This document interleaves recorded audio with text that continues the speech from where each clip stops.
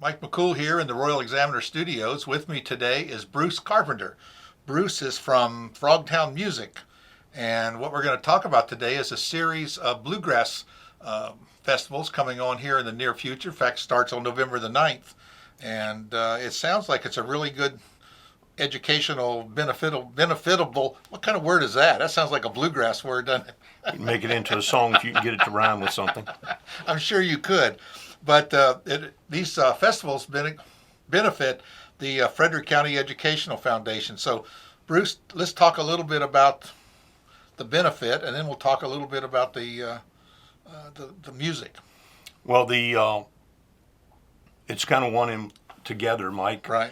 The music is because of our love of music. Right. But we wanted to bring a nonprofit, student-based organization in to be the benefactor of the profits that we hope to garner from it. And going through the Educational Foundation in Frederick County, they handle all the scholarships and grants for Frederick County students. Right. And when I approached them with the idea of producing bluegrass shows in their auditoriums at one of the schools, my request was that we not forget the ag education students, which is near and dear to my heart. And they were very willing to guarantee me that in excess of 50% of the money would go to ag education for classroom grants for those particular students. That's pretty good. So that's something. They seem to be, to me, I would think they'd be kind of left out of a lot of these grants. Well, maybe not. Yes, somewhat. Somewhat. And They're my kind of goal forgotten. was We have to make sure that they're not. Exactly. I mean, we have a tendency to forget about. I mean, we are in an agricultural, Yes. and we've become so much of a bedroom community. In D.C., we don't think about our local bred farms and all the things that go on here. And the kids in those classes aren't necessarily just going to be the farmers. They're going to be the carpenters, the electricians, the welders, the truck drivers, the auto, truck, heavy equipment technicians. I was in the James Wood when it was the only high school Right. ag education class. And from that particular group of students, we've got all the aforementioned. We've got a corporate president, and we've even got a former member who became a judge.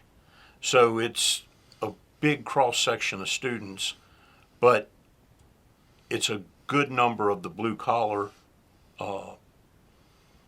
people that we really need Sure. to promote industry and keep America moving forward and keep our communities moving forward. And there's a big movement for that, even nationwide. Yes. I think back into it's okay to be a tradesman. Yes. It's okay to do that. Let's talk a little bit about the music, because bluegrass is pretty popular nowadays, even countrywide. It's amazing. I was really surprised of how many bluegrass stations in New York City. I mean, it just, it's not a place you would think that you would hear bluegrass, but they have them. So you got 4 of these programs coming up: November 9th, December 14th, January 11th, and February 8th. So tell us about Yes. those.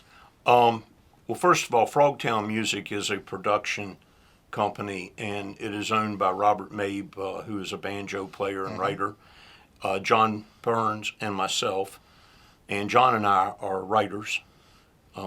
We use it as a platform to publish our music, and we do recording of traditional country and bluegrass music and use it as a label base. One of the entities is Top of Virginia Bluegrass. Our Top of Virginia Bluegrass is not exclusive to this series. We can also, if you have a nonprofit that wants to produce a bluegrass concert, we would love to talk to you about it. But right now we're doing this one. Sure. And our first concert, my personal mentor in the production of bluegrass concerts is a gentleman by the name of Frank Journey, who did for many, many years the Berryville Bluegrass Series. Right. And Frank is a personal friend, and there's no one in the northern Shenandoah Valley who is more respected for what he's done for bluegrass than Frank. But his very first show that he produced 20 years ago was the Lonesome Highway Band opening for Third Time Out. And when I decided to try to do this venture as a tribute to him, and hopefully a good luck charm to me, I wanted to book those exact same bands.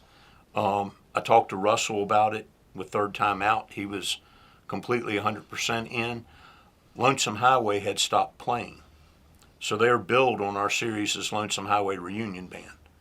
I'm hoping this reignites the spark Sure. in all those musicians. Most of them are playing with someone else or occasionally, doing something else, but as a unit. But they are getting back together to open our series, and we're really looking forward to that. Yeah. The next group that we have in December is Dave Atkins Band and Big Country Bluegrass. I've got that as a dual headliner show. Both of them are phenomenal groups. Big Country Bluegrass is from down south of Wilson, Virginia. Extremely traditional bluegrass in the Stanley style. Dave Atkins is as soulful a singer as you'll ever be around, and he's just a big teddy bear, and we love him to death. And that's going to be a tremendous show. You're going to have to flip a coin to see who goes on first. Dave already said that he wanted to open that show. There you go. So, he'll be going on first. And he and I were together at another festival this year, and he said that he would do that. January, we have Linda Lay and Springfield Exit, which is a local Winchester group. Right. They have their own local following, and Linda is just one of the most powerful female vocalists in any genre. And they're going to be there with our friends Carolina Blue. Carolina Blue is probably as good as anyone can be right now in the Monroe style of bluegrass music. They were nominated for multiple awards at the IBMAs this year, and every major festival is trying to get them signed in, and I just feel really, really fortunate to have them agree to come play our series. Our February concert is Troy Engel and Southern Skies opening for Blue Moon Rising. Troy has traditionally been a sideman for some of the biggest names in the industry. Patty Loveless, Larry Sparks. He lived in Nashville for several years. He's now moved back home to Pennsylvania, where he does recording, does studio work from his home, session works, demos for me sometimes on songs I write, and just a phenomenal musician, writer, singer.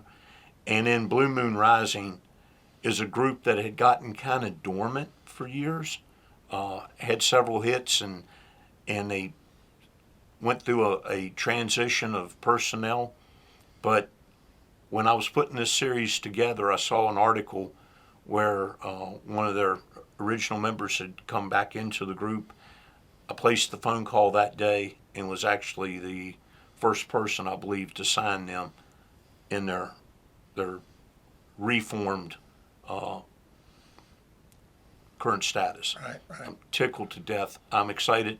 There's no concert there that I would deem one better than the other. Each brings its own unique value, its own unique blend of the music, and it's just a tremendous opportunity to see the full spectrum of bluegrass in the local area while benefiting the kids.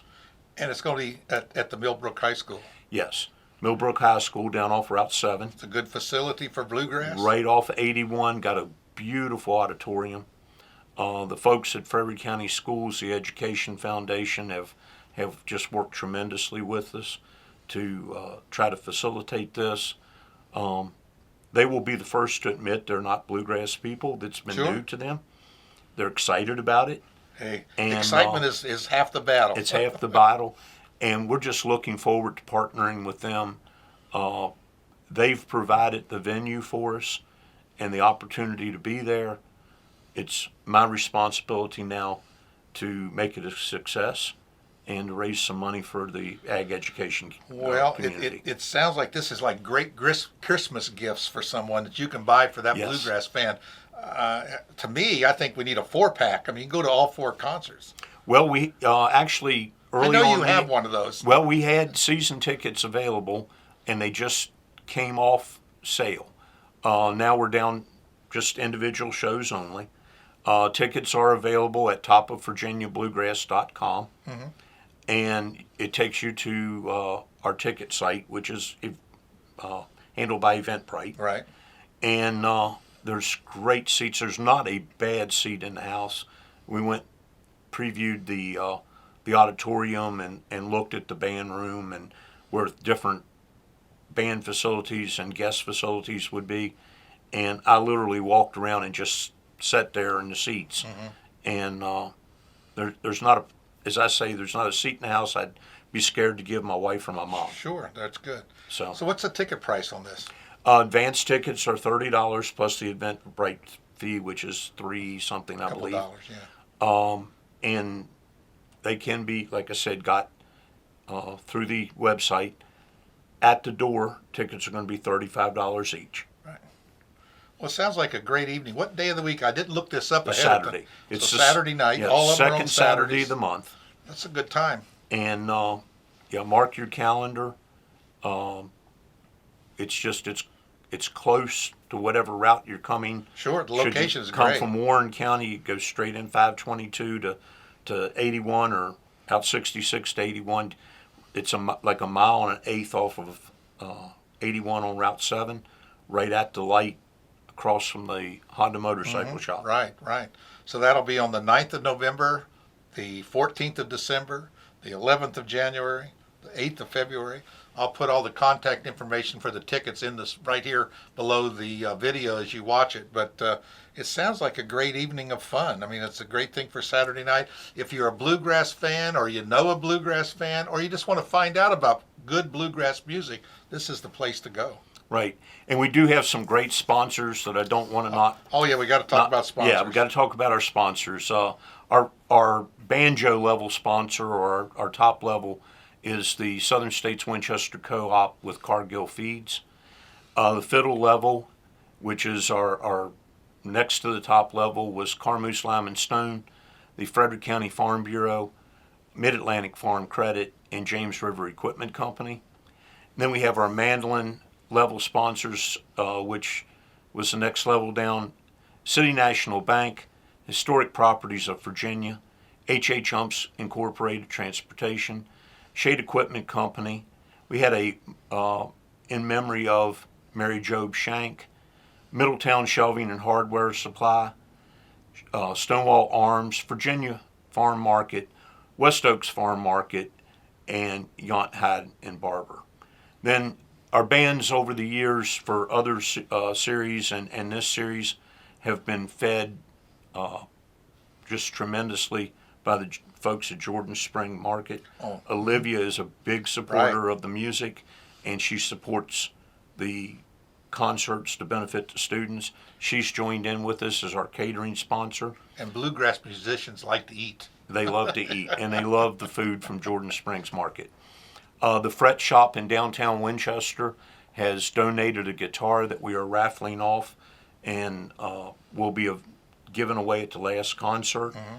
Tickets for that will be available at the shows, and they're available anytime the Fret Shop's open. Southern Sound, Danny does our sound and just does a phenomenal job. The musicians know him and love him, and I was fortunate to get him. And then our hospitality sponsor, Sleep in Winchester, that offers a 15% discount if you mention Top of Virginia Bluegrass. So if you're coming from out of town, contact them. Well, it sounds like 4 months of good bluegrass music, and Top-notch. it's a good time to you're not traveling. The weather might be a little cooler. It's a great time to spend Saturday evenings out. Grab your date, your wife or your husband, girlfriend, boyfriend, and it's really amazing. People say, "Oh, I don't like bluegrass music." You'd be surprised if you hear good bluegrass music of any style. You can tolerate it for 2 hours, and you'll go away saying, "Wow, I didn't realize Bluegrass that." music, for the most part, is not what people who say they don't like it Exactly. think it is once they get to listen to it. No loud drums. No drums. That's what someone asked me one time. If you want to tell them it's bluegrass, well, they got a drummer. It's not bluegrass. Unless it's the Osmond Brothers. Well, yeah, that's right. But it looks like you have a lot of agricultural sponsors. So when they heard it was going to ag education, they said this is they important. jumped on this. We want to be part of this. These are the students. These are the people that we need for our business in the future. These are the folks we want to support. There is truly not a business that I can think of that wouldn't require students from the demographic that this is benefiting. Right, that's great. Whatever your business is, somewhere in what you do, there'll be people that come through those programs that you will need going forward. Well, like you say, if you don't like music, buy the ticket anyway and give it to somebody that does. It's a great benefit. Yeah, and bring your kids. Kids love music, and they love all kinds. Kids love music. And bluegrass is one of those foot stomping, When you look out into the shows, the demographics of the shows are getting older. Right. And I really believe with all my heart it's because people my age, your age, have not done as good a job as we should in sincerely exposing young people to what great music it is. It's pure. It's not auto-tuned. It's not synthesized. It's acoustic. It's acoustic. It's honest, and it's just wonderful, wonderful music. And you may have the star of the future sitting next to you as soon as they hear it. It is true. It's true. When we go down to the IBMA, the International Bluegrass Association meetings, it's still, you mentioned young people, it still amazes me of young musicians that really are into bluegrass. Mm-hmm. There's a lot of musicians that have just gravitated to bluegrass. I think it's because of that purity that it offers, and that's the tone and just the music. It touches them, I think. Well, the IBMA, the International Bluegrass Music Association, is a wonderful organization that pulls us all together, which, by the way, I am a life member of. But the things that they do for young people down there with the kids' jams, mm-hmm. and then, bluegrass now at several universities is a program, and that you actually get a degree in. Matter of fact, this particular weekend, not plugging one over the other, but the East Tennessee State University Bluegrass Pride Band was playing Carter Fold. And I didn't get to hear them. I was actually down in the southern part of the state visiting my grandsons, but that they're going to college learning about the music of Appalachia, and also it entails production, the business end of it. But it is a college program now at East Tennessee, Kentucky, and several other universities. When you mentioned, we think of bluegrass being around this Appalachia area, but we have customers on all states that do bluegrass, and I mentioned New York City and other places like out west in Washington and Oregon.